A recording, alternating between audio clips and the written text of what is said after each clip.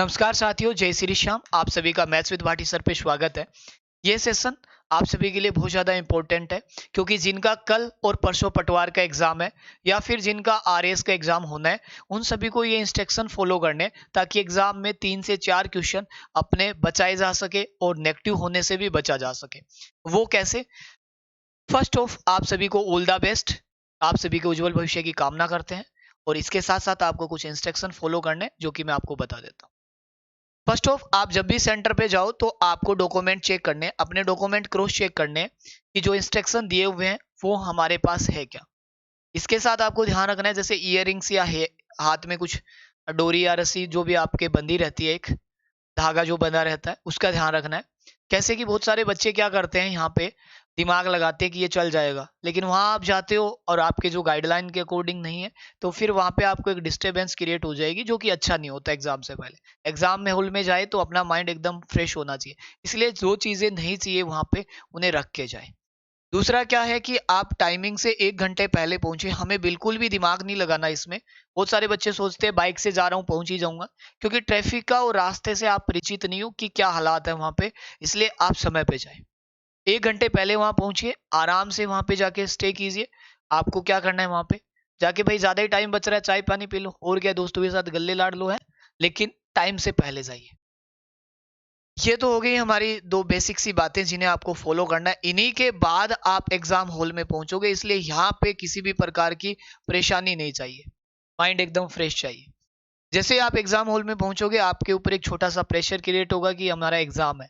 बिल्कुल भी प्रेशर मत लीजिए, क्योंकि जो आपने पढ़ा है, आप अपने गुरुओं पे खुद पे विश्वास रखिए। जो आपने पढ़ा है वही एग्जाम में आएगा, बस आपको बेस्ट देना है, उसे पहचानना है। बस आपके जो सपने हैं उनको साकार करने का, उन्हें रूप देने का दिन है वो।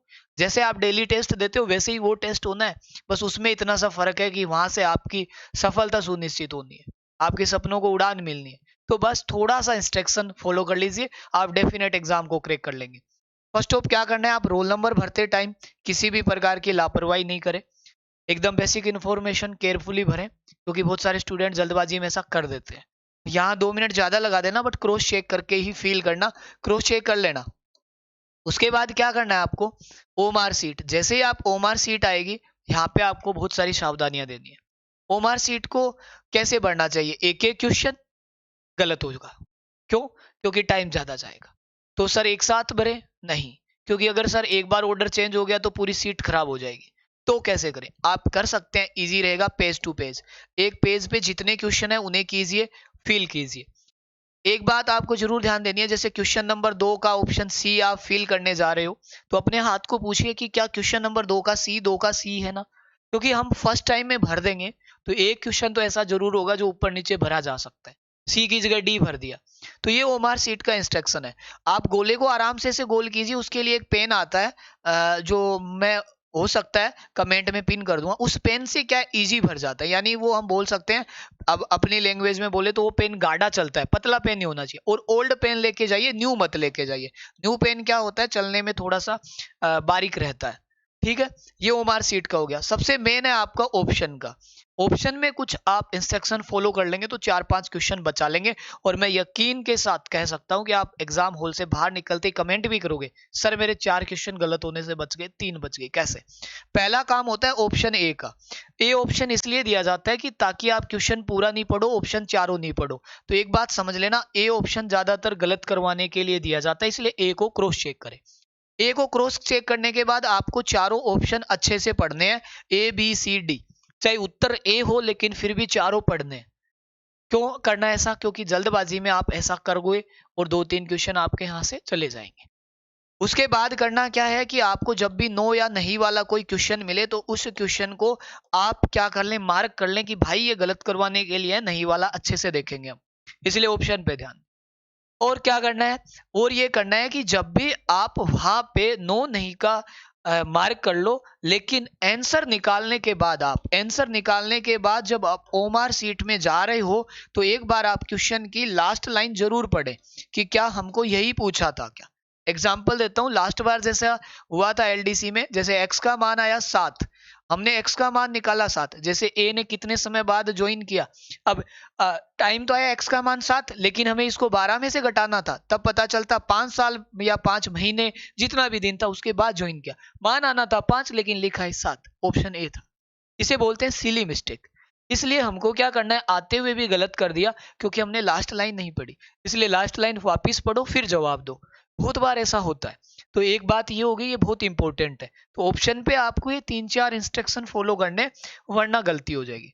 अब पेपर देखो क्या है, आप पेपर को एक बार में न करके 2 बार में करें, मतलब 2 बार का मतलब कैसे, आपका फर्स्ट जो राउंड होगा वो 100% एक्यूरेंसी वाला होगा, इसमें आप लगभग पेपर के ये मान लीजिए 50 से 40%, कुछ बच्चे 40% से तो नीचे क्या रहेगा, जैसे आपके जो क्वेश्चन आते हैं 40% तो सही हो जाएंगे फर्स्ट राउंड में, लेकिन 40 to 60% आप चले जाओगे यहाँ पे फर्स्ट राउंड में, आपके इतने हो जाएंगे, मतलब 101% कॉन्फिडेंस लो लेवल वाले, और जो अच्छे लेवल के स्टूडेंट है 60, अब ऐसा नहीं है 70 भी चला जाएगा, मैंने एक एवरेज लिया है। अब क्या होगा, जब सेकंड राउंड आएगा, सेकंड राउंड, तो आपको क्या करना है, फर्स्ट राउंड में 50-50 वाले क्वेश्चन को मार्क करना है, कुछ ऐसे क्वेश्चन होंगे जो 50-50% पे है, या कुछ ऐसे होंगे जिनमें कैलकुलेशन है इसलिए आपने छोड़ रखा है, ठीक है, तो उन्हें आप क्या करेंगे, सेकंड राउंड में उठाएंगे और सेकंड राउंड में क्वेश्चनों को सही करने का प्रयास करेंगे। हमको सारे ही क्वेश्चन सही लगेंगे, इसलिए आप अपने आप को चेक कर लेना, क्या मैं मेरे टारगेट तक आ चुका हूं, सारे क्वेश्चन नहीं करने मुझे एग्जाम में, क्योंकि सारे क्वेश्चन करने से आप नेगेटिव ज्यादा होता है और जिससे आप स्कोर से डाउन हो जाओगे, कम से कम नेगेटिव करना है, इसलिए हाथ पे कंट्रोल रखें। जैसा कहा गया ना कि भाई इंसान को बोलते टाइम अपने भाषा पे संयम रखना चाहिए, क्योंकि गए हुए शब्द वापस नहीं आते, वैसे ही एग्जाम हॉल में अपने हाथ पे कंट्रोल रखना चाहिए, क्योंकि एक बार आपने गोला कर दिया तो फिर वो वापस मिटता नहीं है, समझ रहे हो ना बात को, इसलिए इस बात का फॉलो कर लेना। ये बात हो गई हमारी यहाँ से। अब उस टाइम क्या होगा, आप पेपर में जब उस पे पेन चला सकते हो कि कौन सा करना है कौन सा नहीं करना है, टारगेट पे ध्यान रखना है, सेकंड पे ये कर लेना आपको। तो इस प्रकार से क्या है कि आप पेपर को भी इजी वे में जा सकते हैं, लेकिन इंग्लिश जैसे सब्जेक्ट है वहां आप अपने आप को रोके रखें, ज्यादा नहीं करें। कुछ ऐसे सब्जेक्ट होते हैं जहाँ गलत ज्यादा होते हैं, जैसे किसका मैथ अच्छा नहीं है तो मैथ्स में तुक्का नहीं मारे, रीजनिंग अच्छे से कर सकते हो। घड़ी का टाइमिंग का ध्यान रखना, टाइमिंग आप वहां पे घड़ी लगी होगी या टीचर को बार बार पूछ लेना, 1 घंटे बाद, आधे घंटे बाद।